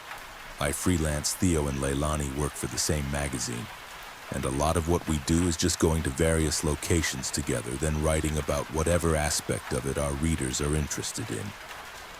Theo does all nature stuff, hiking, camping, survivalist stuff. Remind me to tell you about our trip through Appalachia last year, yikes. Anyway, Theo wanted to branch out of the mountains and try an excursion in the desert near Navajo territory. We found a remote camping spot, set up tents, and started a campfire. Leilani has been reading a lot about protective rituals. We run into a lot of weird stuff, what can I say? And felt really confident about some advice she got. So as we set up camp, she burned some white sage and Palo Santo in the fire, then mixed the ashes with salt and spread it out in a rough circle around our campsite. The three of us laughed about it as she did, not really believing it would do much on except Leilani, but willing to waste the time if nothing else.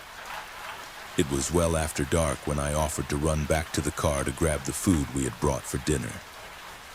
The car was parked a ways off from our campsite, and I left Theo and Leilani chatting and laughing by the fire, feeling comfortable in the warm desert night. Just as I locked the car and started making my way back to the fire, I heard Theo shouting my name from somewhere off in the desert. I yelled back, asking what he wanted, and heard him respond, this time his voice coming from the direction of our campfire. Don't say anything else. Get back to the fire as fast as you can. From behind me, closer to the car, I heard Leilani's voice calling softly for me to come back. I felt cold dripping down my spine and broke into a run. I got to the fire just in time to hear my own voice calling out for Theo and Leilani to join me in the desert on the opposite side of the fire. I yelled out that it wasn't me and for them to stay where they were, and jumped across the threshold of salt and ash. Just as I did, I heard my own name being called again. I'm still cold thinking about it. My own name being said in my own voice, followed by deep, throaty laughter. Theo, Leilani, and I stared at each other in horror and huddled closer to the fire as Theo threw more sage onto the fire, scooping white ash onto his wood-chopping axe. The voice hissed derisively from the darkness as a pale face came into view. It was clearly human, but looked all wrong. The face was stretched and thin in all the wrong places, while wrinkled and leathery as if it had been stretched out and pressed back into place over and over. The body was covered in different animal furs and skins, as well as more than one variety of leather, most of which looked disturbingly human. The creature smiled and crouched a few feet away from the ring of ash. It grabbed a stick and leaned forward, an amused look in its eyes as if about to tell a joke, then pushed the ash with the stick and said, oh no, your border is broken, friends." Its voice was amused and light, as though simply making a joke amongst friends. I looked at Theo and Leilani, who were both as deadly pale as I felt. Theo stepped forward and brandished the ash-covered axe. The creature grimaced and dropped the stick, putting its hands up in surrender and sitting back on its haunches.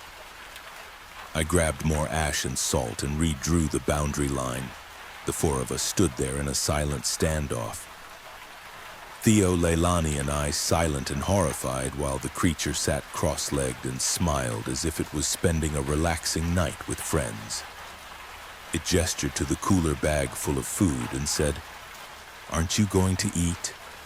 Please don't allow me to impose." I looked back at Theo and Leilani again and cleared my throat. "What are you?" The creature laughed and spoke back first in what I assume must be its own voice, changing slowly between its voice, my own voice, Theo's, and Leilani's as it talked. "Oh child, I am older than the trees growing around your camp. Older than the sage in your fire, I am sharper than the blade of your axe and stronger than the ironwood trees you burn in your fire. I am only one of my kind, but I was one of the first and expect I will be one of the last." Leilani took the bag from my hands and opened it, moving purposefully as if the creature wasn't watching us intently, and began pulling out food to heat over the fire. Theo leaned down and handed me my sketchbook, nodding for me to sit by the fire with a silent message. "Draw while you can and keep the sage at hand."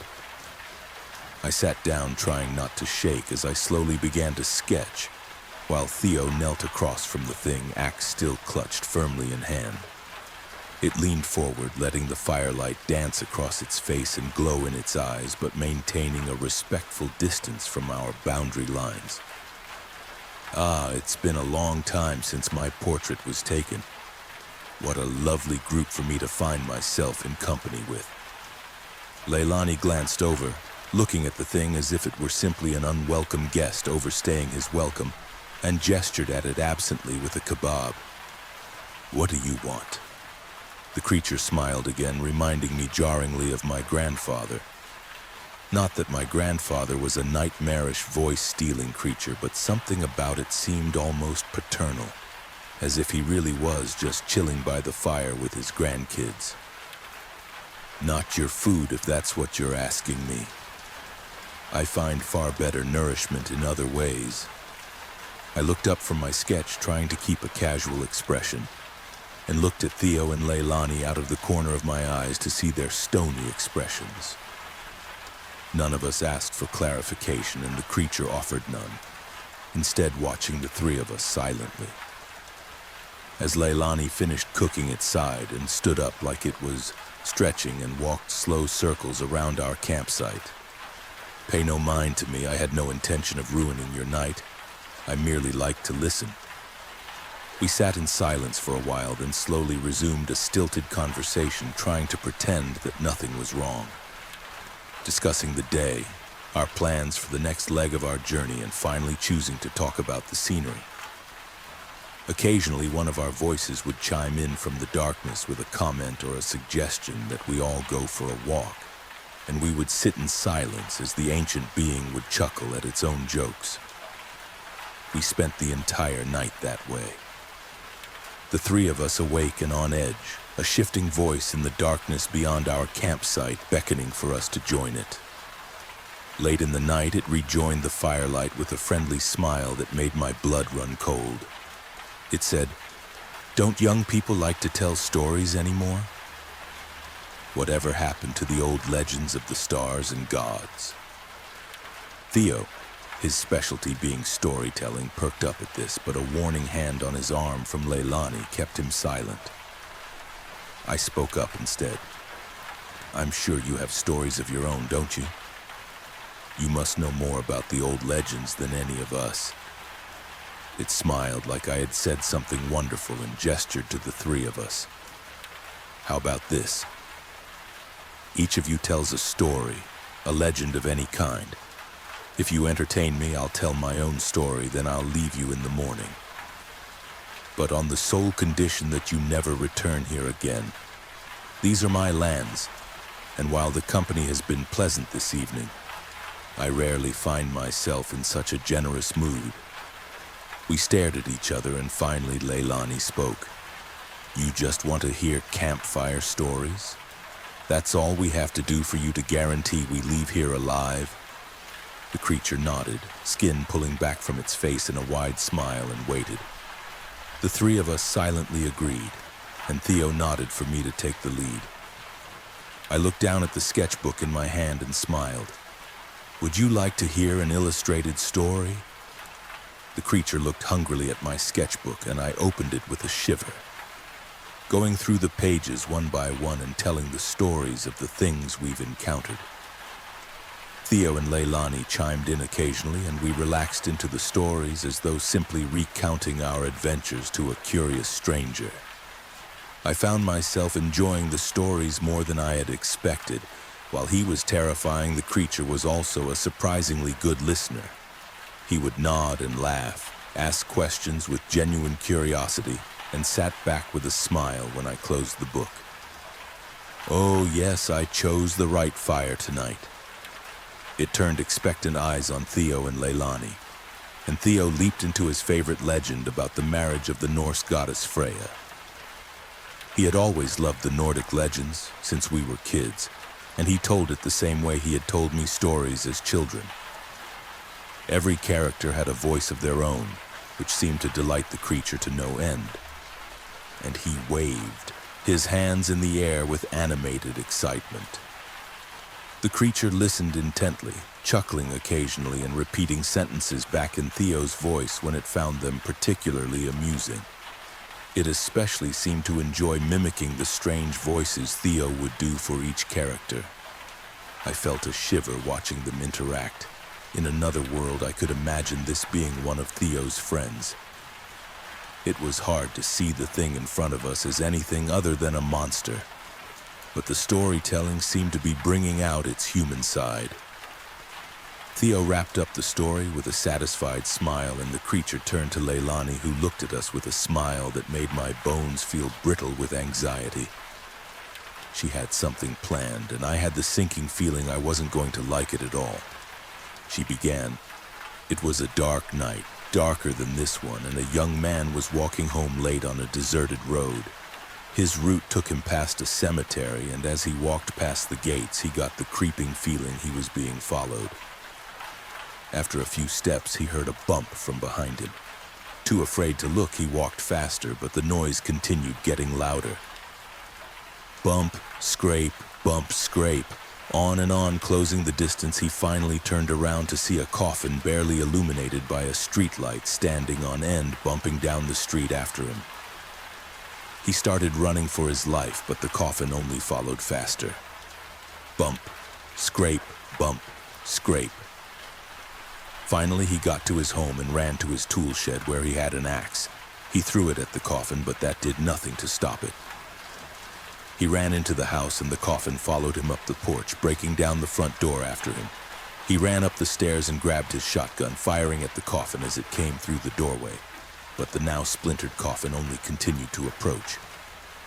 In desperation, he ran into his bathroom and began to hurl items at the coffin.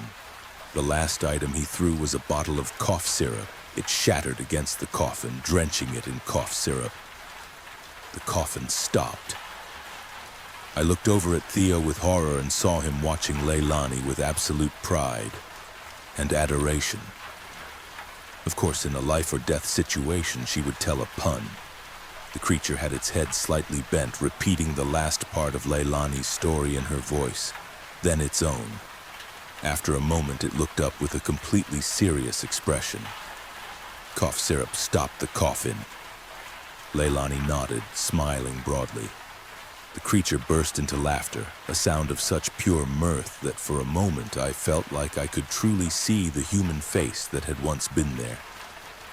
The creature leaned back, still grinning, and looked at each of us in turn. "I suppose you have fulfilled your end of the deal. I shall fulfill mine." Theo added another bundle of sticks to the fire, and Leilani put on a pot of water to boil, nodding for me to grab tea in our cups out of the pack. The creature watched patiently, then nodded to the tea. "Before I begin, may I expect the hospitality could be extended to me?" We looked at each other, surprised, then Leilani shrugged and I handed her a fourth cup. When the tea was ready, I stood up and placed the cup outside the circle of ash. The creature tapped it gently with a long, bony finger and sighed. "My story begins long before any of the stories you three have told tonight. It begins when animals roam the earth that have not existed for many seasons. I was a young man, a hunter and a skilled one. But try as I might, I could do nothing to elevate my status among my people. No matter the kills I brought home or the danger I stopped, it seemed that my position remained one of absolute mediocrity. There was little room for me to grow among my own people, so I left home, promising to return when I had achieved greatness, and only then. My goal was always to return to a place of high standing, my rightful place." He paused to sip his tea, his face cold and a faraway look in his eyes. His face began to morph slightly, no longer the deadly face of an inhuman creature. He had the handsome but haughty face of a young man. He had dark hair, high, strong cheekbones, a slim but strong jaw, and a large, bony nose. The features were like shadows, though, shifting and indistinct. The jaw would be square one moment, slightly rounder the next. The nose seemed to change size and shape constantly. The only thing that remained steady were the sharp, high cheekbones and deep-set eyes. I realized that what I was seeing was his clearest memory of what he had looked like as a young man. The face no longer belonged to him, though, and he was unable to hold it in place for very long. His face morphed back into whatever it was he had become. I left. I traveled for a long time and had many adventures much like the three of you. But none of it was enough. Until one day I found a man living alone amongst the desecrated remains of a large village. His face shifted again, this time to an older man. Ugly scars and lines cut deep through his face, and there was a coldness to his dark, leathery skin that made me feel sick. Where the younger man had been haughty with the eyes of a warrior, this man was shifty, vengeful, and weak in the kind of way that turns people evil. This face, too, looked wrong on the creature, though. The qualities seemed indistinct, reminding me of Halloween masks. The details were clear enough, but there was nothing human behind those eyes. Clearly, something had happened, and I told him I would avenge whatever tragedy had befallen his land. But before I could finish speaking, he took the pelt from his back and brought it over his face, transforming into an animal you would no longer have a name for. He leaped at me and I fought as best as I could.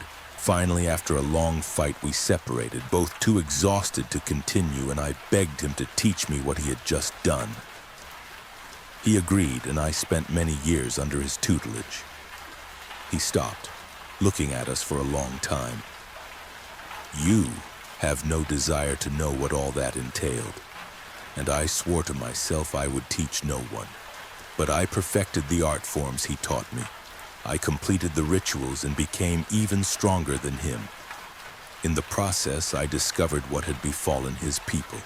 He killed them, every man, woman, and child. He killed them, skinned the strongest of them, and ate them. I felt a pit forming in my stomach. He spoke the words as though he was simply describing the night sky. Factual, emotionless. He continued, "When I discovered this truth, I knew what I had to do. When I had become strong enough, I killed him and made his skin one of my first pelts. He absent-mindedly touched one of the leathery skins on his back. I ate of his flesh and began my journey back to my home as a hero. At first, that was how I was greeted. But all powers must be fed, and this power I had obtained demanded a very specific type of nourishment. After a time, I killed the leader of my people and ate of his flesh as well. At first, I merely took his form, but I was soon found out. His children knew I was not in my true form, so I ate them as well. Children can often see beyond the veil. The warning cry of a child is not to be ignored. As the years passed, my true form began to change. I could no longer wear my own face, lest the people who knew me see what I had become. The face he had once called his own hovered for a moment before melting back into the monster. True power frightens many, and most are not equipped to see it. Slowly the years passed, and by the end of it, not even one of my people was left. As my form changed, so did my desires and needs. I left to live in the wilderness amongst the beasts and other ancient ones. I have seen civilizations rise and fall. I have watched the earth change form almost as drastically as my own flesh. Most of the other ancients have fallen, and humanity has grown comfortable in the lands they once knew did not welcome them. He eyed us carefully and leaned forward, brushing the salt and ash away with his hand. You believe in so many things to protect you, but truly, children, what can plants and minerals do against power? We all froze. The imaginary safety of our boundary line was gone. Silence fell on our group. He smiled and tapped my sketchbook with one finger. Before I allow you to go, I would very much like to keep your book of ancients, child. Without thinking, I shook my head no, and he sighed. As I expected, alas, your hands will fall to the earth one day, and I will wait until then to claim it from you. In the meantime, I expect you to fill the empty pages for me. He stood and stepped back, then pointed to Theo's axe. You had the right idea, you know. Though only severing my head and piercing my heart with the ash could have saved you. And I doubt you could have managed that before I could overtake you. Theo spoke up. Why didn't you kill us too? The creature grinned. It amused me not to. And besides, sage in the blood tastes terrible. And with that, he was gone. It was still dark, and even though we knew the boundaries we'd drawn were meaningless, we stayed huddled around the fire until well after sunrise. The sixth story has come to an end. Now it's time to knock on the door of the seventh. Gertrude, there is something below the glacier. This morning is like all the others. I wake up at the crack of dawn. There is no sun shining today.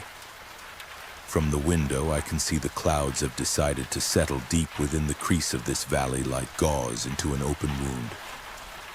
I stand up, wash up, eat yesterday's leftovers, and put on my raincoat and boots. There are no better days than days like today to leave this house and look at the place I lived in all my life. Only on days like this, it still bears resemblance to how it used to be like back when I was a girl, calm and empty. The tired old floorboards creak as I make my way to the door. I put a bottle of water in my backpack and head down the stairs. Outside, the air is so fresh it almost hurts to breathe, like my lungs are forcing more oxygen into themselves than they can reasonably take. It tastes as wonderful as always. The fog lies on me like a wet blanket impacting my visibility, but I don't need to know where I am going. I have walked down this path 1,000,000 times. The faint sound of crowds of tourists sound from further up above.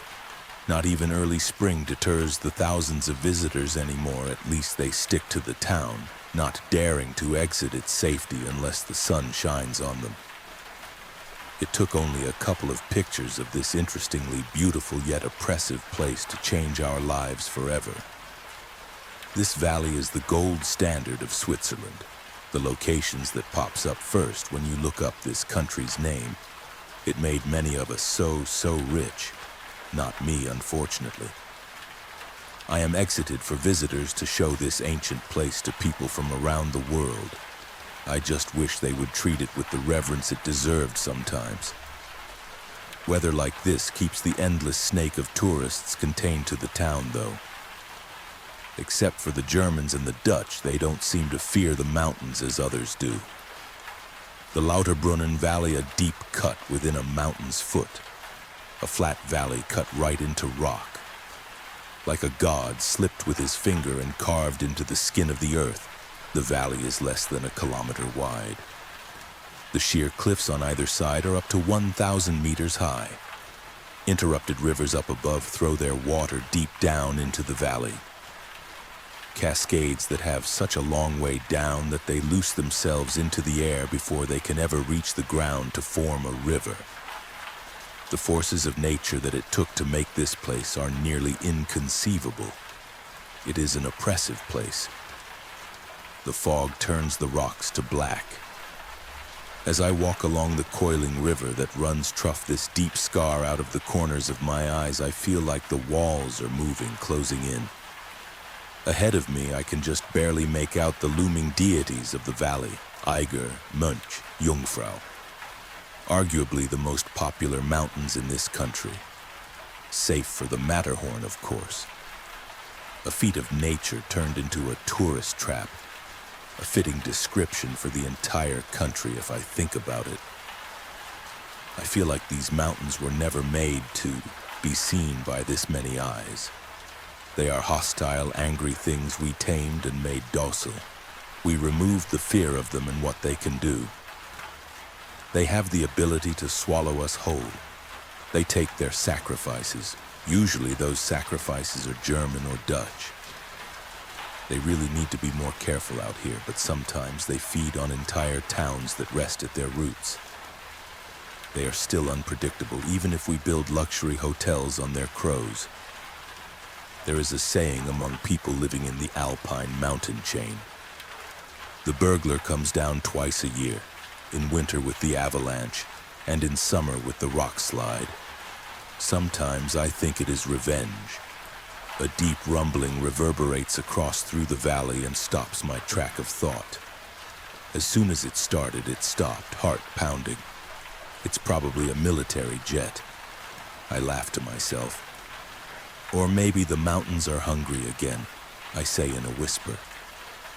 The Trimmelbach next to me picks up speed as elevation rises and my legs start to gently burn with exertion. I am past Steckelberg now. The cliffs give way to the feet of the mountains up ahead. Gentler slopes, with every meter of elevation the fog dissipates, presenting the heavy clouds above.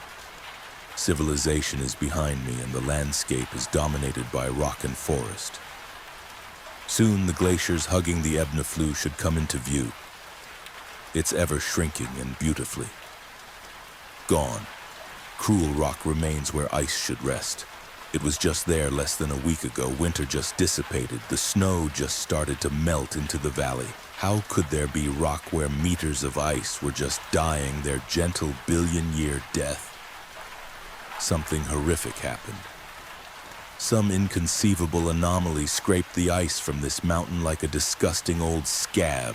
The peaks above silent, not threatening, stoic and godlike, but frozen in fear like a child in the face of incomprehensible horror. Begging for comfort, begging me, a person that understands to crawl up to it and let me share in the terror. I scramble up. I cut through trees and stone like a woman possessed. It has to be a mirage. I got turned around somehow on the path I walked 1,000,000 times before I must have gotten turned around. I will get up there and touch the permafrost. I will realize that I am mad. Without any sense for my safety, I crawl right up the riverbed that connects the glacier with the river. The gentle cascade has devolved into a slope littered with rocks. For millennia, they were gently tumbled by the river that flowed from up above. They are dry and cold now. I walk and crawl over them. They stare at me with accusations in their unseeing eyes. I'm looking for someone to blame. My cut through the unkind wilderness becomes more dangerous, more steep. A gentle misstep would end my journey. I am underprepared. I am breaking every rule in the book. Sharp rocks shred my hands and knees. I pull myself over ancient stones, potentially untouched by human hands, if not by human influence. The cold settles deep within my bones, but the mountains are weeping for me. They want me to observe what has been done to them. They need my comfort, my caring eye. I am climbing the jagged rocks now. Skin rolls of my fingers, wet blood running down under my coat. I drag my body over yet another rock. Sharp edges dig into my belly. I pull myself over, knees and feet scrambling for purchase, hands ripping on sparse vegetation for any kind of purchase. The mountain allows me to live, to carry on. It wants me there. Plants run out of air. Soon it is just me and violent stone. It is brittle and sharp. I grab it to gain another meter, and it gives up under me. My face hits the unforgiving surface, scraping a deep valley into my lips and chin. A gentle river of blood runs down under my jacket, painting the creases of my skin, flowing between the valley of my chest, forming a lake somewhere on my stomach. But the mountain lets me live. Another handhold is a safer stone I put my life on. Before I knew it, I made it onto the plateau.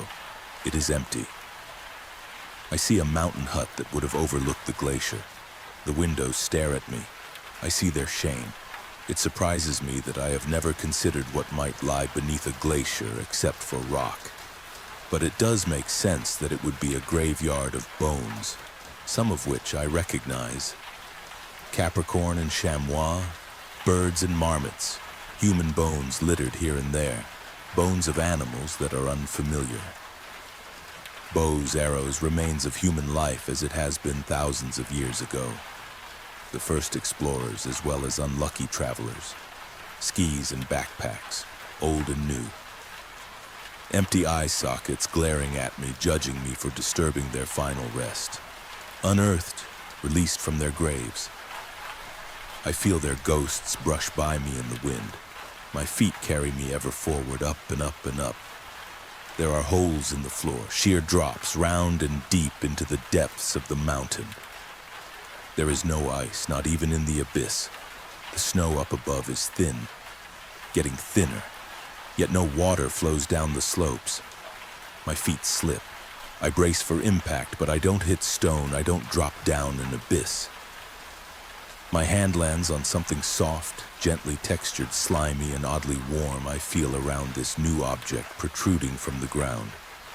Round with little bumps, where the edge of it hits rock, there are holes out of which soft air exits. I reach into one of the holes carefully, thoughtlessly. I do not understand what I am looking at. My hand does not even have to chance to vanish within the cavity before the object ceases. A deep, angry, sudden noise rips through silence. Something shoots up at me, flinging me back onto the stone, the back of my head hitting the ground hard. I pull myself back up. Warmth flows down my neck, forming a river over my spine. Another river running down between my bottoms, splitting at the back of my legs, forming subterranean seas on the bottom of my feet. Before me, the giant head of a dog protrudes from the ground like a plant, about 9 feet tall, white to the point of translucence. Tiny, slimy-looking scales for skin breathing heavily now. Long snout open within its maw, adorned with rows of needle-like, almost translucent teeth. Between the teeth lies a heavy, cracked tongue, dry and painful. The corners of its mouth are raw and red. I stare at it, at those horrific teeth, panting mouth, a soft whine emanating from this animal. I catch its eyes and whine in despair. Wide open, yellow and bulging, they jump up and down, fixated on me, afraid and confused. A terrible whimper exits the animal's throat. The sound reminds me of the dog my neighbor once had, a terrible man. He would beat the dog with sticks and scream at it, starve it, lock in a crate for days on end. No one ever did something. I never called the police. I should have. I really should have. This beast looks dried out, licking at the sky, but there is no more ice left. The moisture of the wet sky does nothing to satisfy it. This creature is suffering. I have promised myself never to ignore an animal in need again. This creature is ancient and unknowable new jet, inconceivably old and begging for my help. Sinking down to my knees, I take off my backpack and remove the bottle of water. Slowly, carefully, with an ever-rising sense of melancholy, horror, and guilt, I move closer to the spouted head. Its eyes fixed on me, milky pupil shiny with unshed tears. I reach past the teeth, angling my hand in ways that I might never have to feel them. They remind me of the teeth of a deep-sea predator, an anglerfish. They look malleable, but I fear they might be as sharp and hard as glass. I tip the liter of water down into its mouth. The dog startles and seizes. I drop the bottle down its maw and retract my hand just in time before it clamps its mouth shut. It whines and whines, louder and more persistent as it writhes itself out of the hole. I turn and run, but this environment is as hostile to me as to the animal behind me. I fall, my wrist gives way, and pain shoots up my arm, two of my fingers immobilized in an unnatural position. My wrist hangs uselessly at the end of my forearm. Behind me, the animal is squeezing itself out the hole in the mountain. Tiny, useless arms spouting from its sides, its head is too heavy for its thin, snake-like body. The sharp rocks rip its belly open, bluish fluid, blood stains the naked rock. Animal bones clatter as I crawl away, facing the dog. It crawls after me, still whining, open eyes still fixed on me. I come to the realization that this animal is still a child, young, mad with thirst. It doesn't understand where the water has gone. It may be more afraid than I am. Never has it seen the light before. Never has it seen a human before, but I gave it what it desperately seeked to survive and recoiled from it. I am so sorry. I gave you all I had. I am sorry. It ignores its undeniable pain, head scraping across the floor. It just barely lifts its skulls for seconds at a time to move closer and closer. Stop moving, please, please, you are hurting yourself, please stop. My voice is thin, shaking. I am pleading with this poor pup. For a lack of a better word, to stop, just stop hurting itself. Its eyes begging me for comfort, for more water. Please, I can't help you, I am sorry, I gave you all I had. Without warning, there is no more ground to carry me. I descend down one of the crevasses, or it might have been one of the pits I did not have in me to notice.